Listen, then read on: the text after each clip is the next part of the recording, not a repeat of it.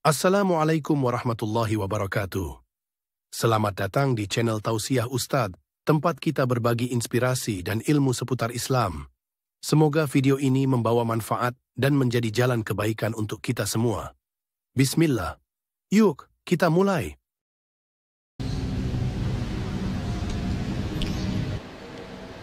Alhamdulillahi Rabbil Alamin.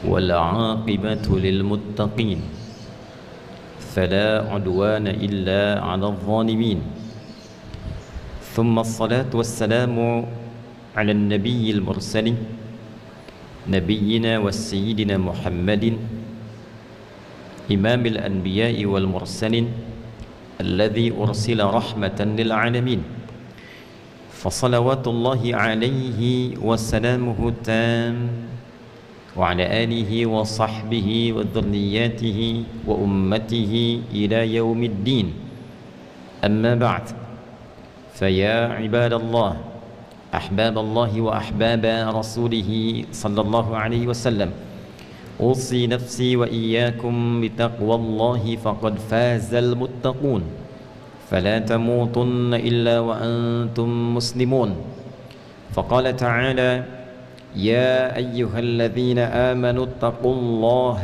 حق تقاته فلا تموتن إلا وأنتم مسلمون أشهد أن لا إله إلا الله وحده لا شريك له وأشهد أن محمدا عبده ورسوله الذي لا نبي بعده Hadirin jamaah Jumat rahimani wa rahimakumullah. Alhamdulillah, kita berbahagia dengan memuji dan bersyukur kepada Allah Subhanahu wa Ta'ala atas seluruh limpahan karunia, anugerah rahmat yang kita terima sampai detik ini, yang dengan itu mengantarkan kita untuk menunaikan ibadah Jumat di hari ini.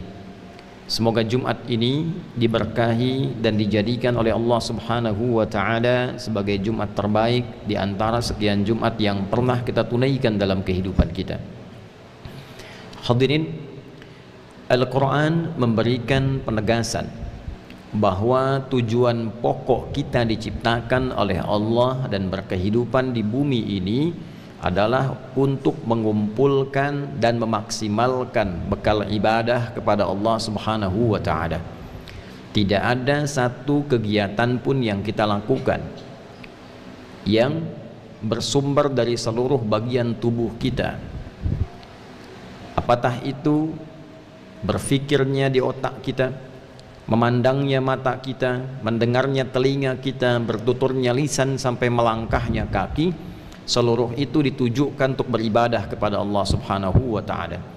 Demikian secara mutlak ditegaskan dalam Al-Quran di surah ke-51 Adz-Dzariyat di ayat ke-56, wa ma khalaqtul jinna wal insa illa liya'budun, dan tidaklah aku ciptakan jin dan seluruh manusia itu kecuali untuk menjadikan seluruh kegiatannya, seluruh aktivitasnya sebagai ibadah dalam penghambaan dan persembahan kepada Allah Subhanahu wa Ta'ala, untuk beribadah kepadaku, kata Allah.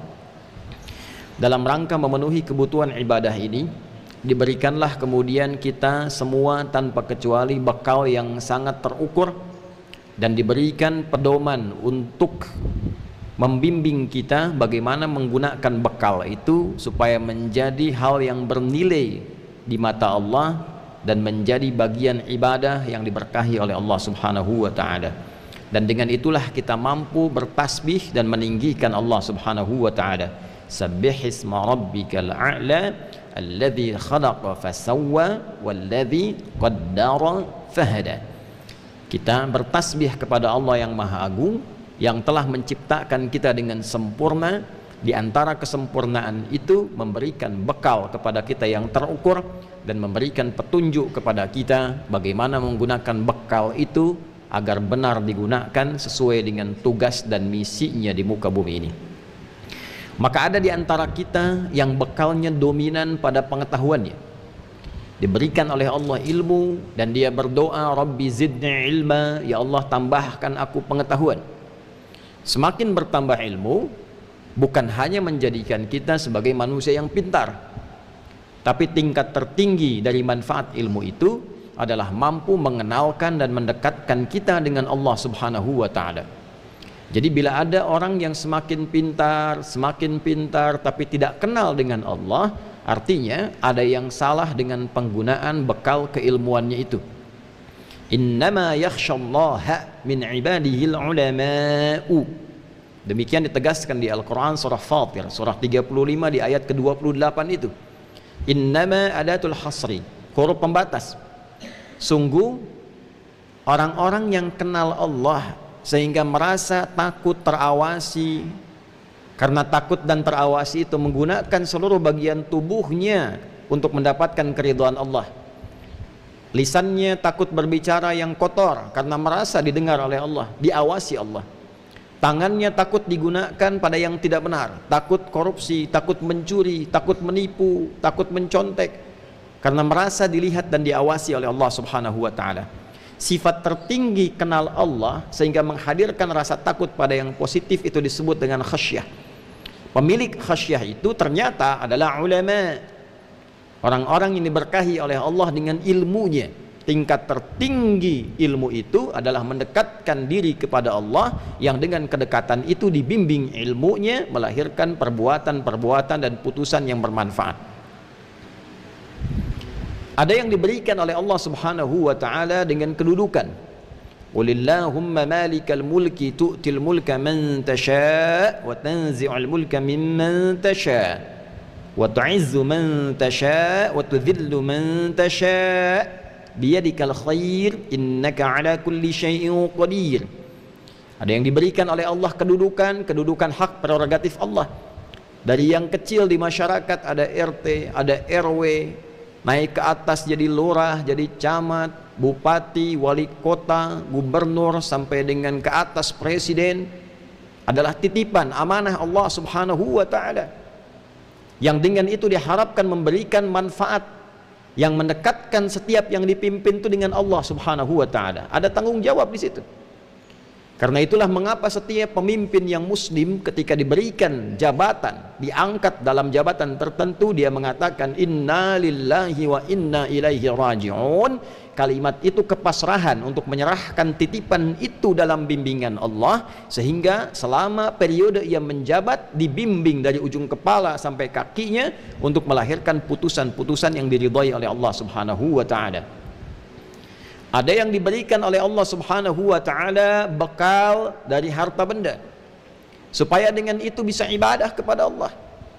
Ditingkatkan hartanya, diberikan kelebihan, bukan ingin mengangkat derajat, sekedar disebut dengan sifat duniawi sebagai orang kaya. Crazy rich, dari kota A, kota B, provinsi A, provinsi B, negara C, negara D. Bukan itu. Kalau cuma sekedar gelar yang melekat, itu hanya menjadi hukum dunia. Sementara kita akan pulang ke akhirat, maka butuh persiapan bekal akhirat.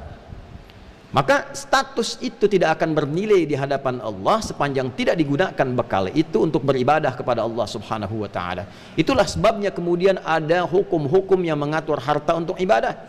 Ada zakat di Quran surah 9 ayat ke-60 dengan 8 golongannya. Innamas sadaqatu lil fuqara wal masakin wal 'amilina 'alaiha wal mu'allafati qulubuhum wa fir riqab wal gharimin wa fi sabilillah wa ibnis sabil, dan seterusnya ayat. Ada mengajak ibadah keluarga dengan harta supaya keluarga dekat dengan Allah. Wa bima anfaqu min amwalihim, Quran surah keempat ayat 34. Ada melihat kemudian orang tua, kerabat terdekat, anak yatim, orang-orang miskin, Quran surah kedua ayat 215. Yas'alunaka madza yunfiqun qul ma anfaqtum min khairin falil walidain wal aqrabin wal yatama wal masakin wa ibnis sabil. Ada lagi ibadah umum dengan harta untuk kemaslahatan bersama umat yang banyak. Al-Baqarah ayat 261. Bisa infak untuk sekolah, untuk pesantren, untuk jalan, untuk kehidupan. Mathalul ladzina yunfiquna amwalahum fi sabilillah kamathali habbatin ambatat sab'a sanabil fi kulli sumbulatin mi'atu habbah wallahu yudha'ifu liman yasha' wallahu wasi'un alim. Ada yang keempat, diberikan tenaga, bukan untuk disebut sebagai orang paling kuat di bumi, orang yang tenaganya paling ekstra, bisa mengangkat beban di luar kadar kemanusiaan biasa, bisa berlari melebihi kecepatan singa misalnya. Bukan status ini yang ingin dibanggakan. Apakah tenaganya bisa digunakan untuk ibadah? Lihat bangun malamnya, lihat bacaan Al-Qur'annya, lihat tilawahnya, lihat puasanya. Jangan-jangan siangnya sibuk, paginya sibuk, malamnya pun tak mampu bangun. Innalaka fin nahari sabhan tawila. Sungguh pagimu sampai menjelang malam itu sibuknya luar biasa. Cita-cita masuk surga hanya sekedar baca Al-Quran tak mampu, bangun malam tak ada daya. Jadi seluruh apa yang Allah berikan kepada kita, puncaknya adalah untuk mengenal Allah. Inna fi khalqis samawati wal ardi wa ikhtilafil laili wan nahari la ayatin li ulil albab alladzina yadhkuruna Allaha qiyaman wa qu'udan wa 'ala junubihim wa yatafakkaruna fi khalqis samawati wal ardi Rabbana ma khalaqta hadza batila subhanaka faqina 'adzaban nar. Itu di antara ayat yang kita bacakan saat bangun tidur. Ali Imran ayat 190 sampai rangkaiannya ayat 200. Demikian disampaikan dalam Sunan Abu Daud nomor hadis 1367, tersambung riwayatnya pada sahabat junior Ibnu Abbas radhiyallahu taala anhuma saat mengamati kebiasaan Nabi bangun dari tidur. Itulah ulul albab, orang yang paham tentang kehidupan, orang yang mengerti untuk apa hidup. Tanyakan pada diri kita, untuk apa kita hidup? Kenapa ada di dunia ini? Setelah meninggal mau kemana? Nah, maka orang-orang yang paham tentang esensi hidup disebut dengan ulul albab. Dia mengerti bagaimana cara hidup dan dia gunakan bekal hidup yang telah dia ketahui untuk beribadah kepada Allah. Tinggal memilih. Tidak usah cemburu kepada yang banyak harta, tidak usah cemburu kepada yang banyak ilmu, tidak usah cemburu kepada yang tinggi jabatan, yang kuat kemudian tenaganya. Cukup kita mau pilih dari 4 itu, pilih yang mana supaya optimal ibadah kepada Allah Subhanahu wa taala. Ikhtiarkan. Namun kemudian ada sesuatu yang mesti kita waspadai. Dan sekarang lampunya sudah merah. Dulu masih kuning untuk pengingat, sekarang tiba fasenya kemerah untuk diwaspadai. Sekaligus kita mendoakan orang-orang yang masuk pada lingkar ini supaya mendapatkan kesadaran sebelum ia pulang kembali kepada Allah Subhanahu wa taala. Kalla innal insana la yatgha ar-ra'ahu istaghna inna ila rabbika ruja'an. Sesekali jangan pernah terjadi. Ala itu harful ikhbar wa taukid, huruf penyampai informasi yang berfungsi menguatkan. Saya tekankan, kata Allah, jangan pernah terjadi. Karena sungguh manusia itu kalau merasa sudah lebih, merasa lebih, maka akan cenderung melampaui batas.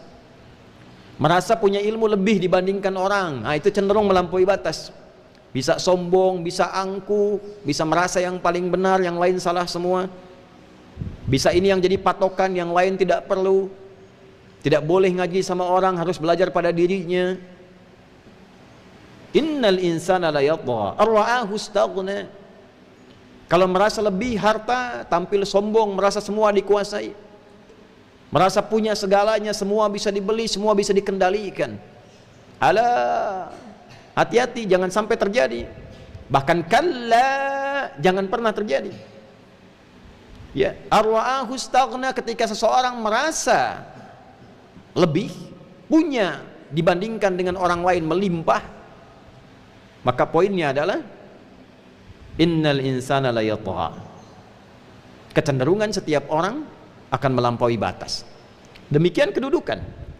Ketika merasa superior, mampu menentukan segalanya, mengatur segala hal, sampai menjadi kekuatan tinggi di muka bumi, maka dia berhak menentukan mana yang benar, mana yang salah. Ini yang paling benar, ini yang salah. Semua hak dilanggar menurut persepsinya saja. Kalau menurut dia benar, ikut benar dunia. Kalau menurut dia salah, harus ikut salah semua dunia. Kalla innal insana la yatgha ar-ra'ahu istaghna inna ila rabbika ruj'a. Padahal dia mengerti, dia paham satu saat dia akan kembali kepada Allah Subhanahu wa taala, dia akan meninggal. Jadi mohon maaf, sekuat-kuatnya tenaga manusia meninggal, sekaya-kayanya meninggal, setinggi-tingginya kedudukan meninggal, sepintar-pintarnya meninggal. Maka semua kelebihan itu gunakanlah sebagai bekal kita yang utama saat kita meninggal supaya dibawa pulang kepada Allah Subhanahu wa taala. Nah, yang terjadi, dikhawatirkan dan diwaspadai adalah ketika gelimangan harta, kedudukan, pengetahuan itu justru tidak membuat seseorang dekat kepada Allah, melainkan sibuk dengan kenikmatan dunianya dan tidak sadar ternyata yang dia dapati itu terus bertambah. Semakin nambah malah semakin jauh dari Allah, itu yang waspada. Dan dahsyatnya disertai sifat nikmat. Jadi ada orang dapat tambahan semakin dekat dengan Allah. Ada orang dapat tambahan agak menjauh dari Allah tapi punya kesadaran ingin balik. Ada orang dapat tambahan semakin menikmati tambahannya dan terjauh dari Allah. Semakin terjauh tidak terasa, tapi yang dinikmati dunianya terus. Tadinya sholat, bahkan jamaah terus, dapat proyek makin tinggi, makin banyak hartanya, mulai tinggal jamaahnya, tinggal sholatnya, ujungnya tidak ingat sholat dan menikmati limpahan hartanya. Hati-hati. Bahkan pada puncaknya bukan hanya iri, menyoal orang yang sholat, disoal masjidnya, disoal orangnya. Demikian dengan kedudukan, semakin merasa tinggi, jauh dari Allah, padahal dia mengaku muslim misalnya, dan pada saat yang bersamaan dia menikmati kedudukan dunianya, maka datanglah peringatan di Al-Quran surah ke-7 Al-A'raf di ayat 182. Walladzina kadzabu biayatina sanastadrijuhum min haitsu la ya'lamun. Dan orang-orang yang mulai ingkar, mulai lupa, bahkan mulai mendustakan tanda-tanda yang mendekatkan dirinya dengan kami, menggunakan kata ayat. Ayat itu setiap tanda yang mendekatkan hamba dengan Allah. Isi Al-Quran disebut ayat karena setiap kali kita baca Al-Quran kita merasa lebih dekat dengan Allah Subhanahu wa ta'ala. Mu'jizat disebut dengan ayat karena setiap ditampakkan mendekatkan halayak umat kepada Allah Subhanahu wa ta'ala. Maka rizki, kedudukan, harta benda, ajaran disebut dengan ayat karena sejatinya menjadikan seorang hamba merasa dekat dengan Allah Subhanahu wa ta'ala. Ini tidak. Semakin dapat rizki, semakin lupa dengan Allah, tak kenal Tuhan. Oh, ini hasil saya, bukan dari Allah. Ini keringat saya, maka tidak harus digunakan untuk berzakat. Dapat ilmu, lupa dengan Allah. Oh, ini pengetahuan saya. Ada yang terlihat seperti ibadah, salatnya cuma turun naik, hadir di majlis ilmu, tidak menikmati ibadahnya, hanya menikmati ilmu yang digunakan untuk saling berselisih, saling bertengkar. Hati-hati. Kalau tanpa sadar itu berlangsung sampai dengan wafat, tanpa sadar pahalanya berpindah, maka itu bagian tanda dari istidraj. Sanastadrijuhum min haitsu la ya'lamun. Di Al-An'am ayat ke-44 dijelaskan dengan sangat rinci. Falamma nasu ma dzukkiru bihi fatahna 'alaihim abwaaba kulli syai'. Tatkala mereka mulai lupa dengan tujuan berkehidupan yang benar, maka kami buka segala pintu. Pintu pengetahuan dibuka, enak terus belajar terus, yang umum belajar, tambah banyak ilmunya, tiba-tiba di ujungnya menyimpulkan Tuhan tidak ada. Tiba-tiba menyimpulkan semua agama sama, menuju pada Tuhan yang sama, cuma caranya beda-beda. Dan bangga dengan itu, tanpa sadar tauhidnya mulai berkurang. Kampanye kemana-mana, bikin stadium general, bikin seminar. Ini menandakan ada yang salah. Harta diperbanyak, perusahaan makin banyak, lupa dengan Allah, diingatkan oleh ulama, diingatkan oleh ustaz, diajak ke masjid sudah mulai lupa. Hati-hati. Hati-hati, dibuka oleh Allah segala pintu untuk menjadikan dia hanyut dalam kehidupan dunianya. Pada yang demikianlah kemudian kita berdoa. Satu, untuk diri kita di Jumat ini, mudah-mudahan Allah melindungi kita dari perbuatan-perbuatan dan sifat demikian. Yang kedua, kita pun mendoakan siapapun yang masih hidup, dia masih berhak mendapatkan hidayah Allah Subhanahu wa ta'ala. Kita doakan tanpa kecuali karena kita menyayangi mereka semua. Semoga Allah memberikan hidayah pada semuanya. Yang berlimpah harta diarahkan kembali untuk ibadah, yang punya kedudukan diberikan hidayah untuk berbuat maslahat, yang punya ilmu diberikan hidayah untuk mencerahkan dan membangun kerukunan dan meningkatkan kepekaran pada Allah Subhanahu wa ta'ala. Barakallahu li wa lakum fil Qur'anil azim wa nafa'ani wa iyyakum bima fihi minal ayati wa dzikril hakim. وتقبل مني ومنكم تلاوته إنه هو السميع العليم. ادعوا الله يستجب لنا ولكم جميعا.